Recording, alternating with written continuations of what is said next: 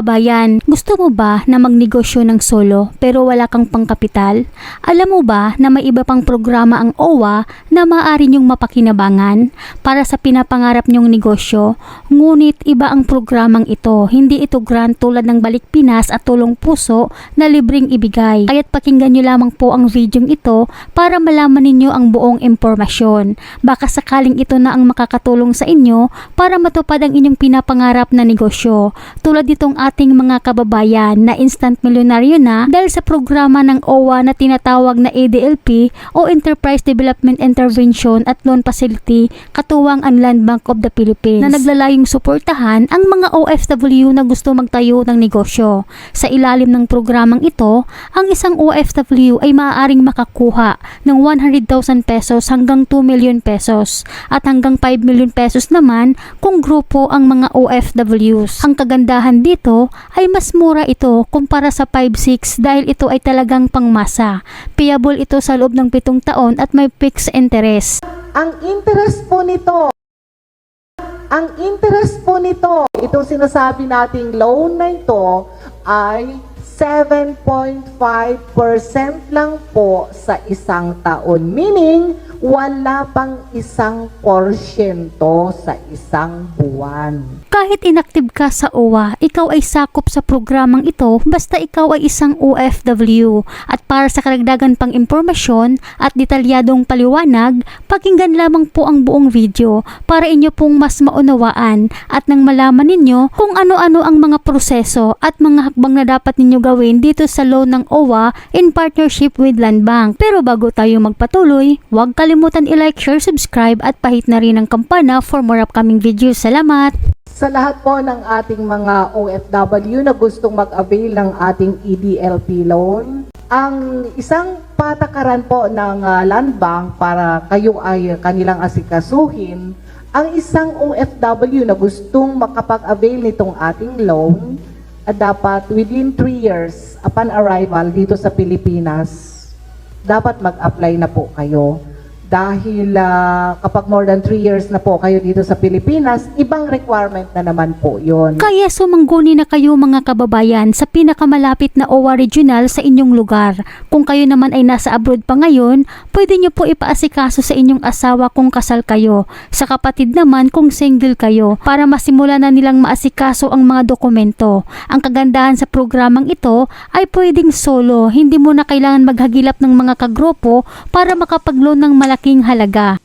Yung halaga po ng pwedeng ma-loan ng ating mga gustong manghiram, yung individual borrowers natin ay from 100,000 to 2 million pesos. At kapag kayo naman ay asosasyon, ang pwede nyong mahiram ay 100,000 to 5 million pesos.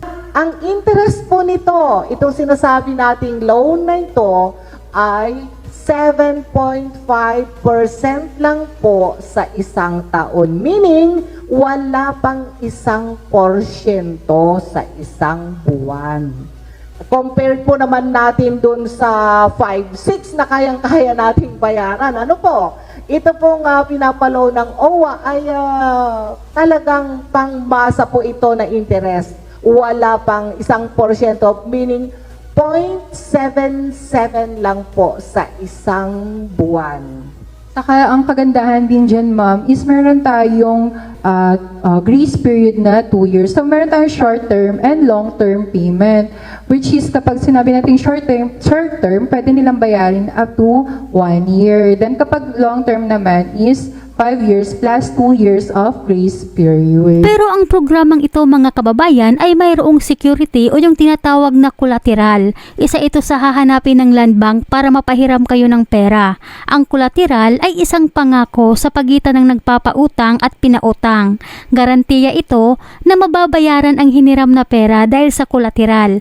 Halimbawa, may lupa, bahay, sasakyan ka kabayan, ikaw ay pwede dito mapapahiram ka ng Land Bank. Kung gusto nyo mag-avail, siguraduhin nyo lang na malilinis ang inyong titulo ng lupa. Halos lahat po ng nag-a-avail ay may collateral. Isa sa mga requirements na lang sabihin ko na lang is kailangan nyo mag-attend ng aming seminar na kung saan yun ngayong EDLP para makakuha kayo ng certificate. Kayo ay OWA member at kayo ay nag-attend ng training natin na isa sa mga requirements ng Land Bank. Kung kayo ay nasa abroad sa ngayon, pwede po kayong makapag-avail ng loan natin sa Land Bank.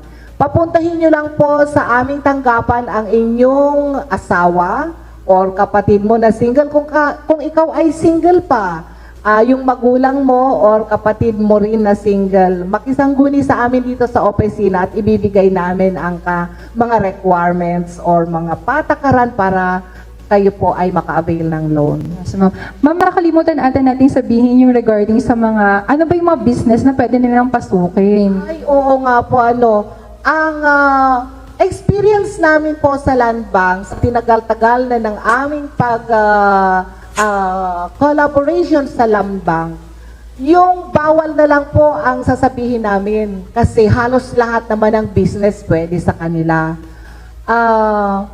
Bawal sa kanila ang yung disco, yung bar, bawal yon. Bawal sa kanila yung lending, yung magpapautang ka. Mangutang ka sa kanila nang ipapautang mo, hindi pwede yon.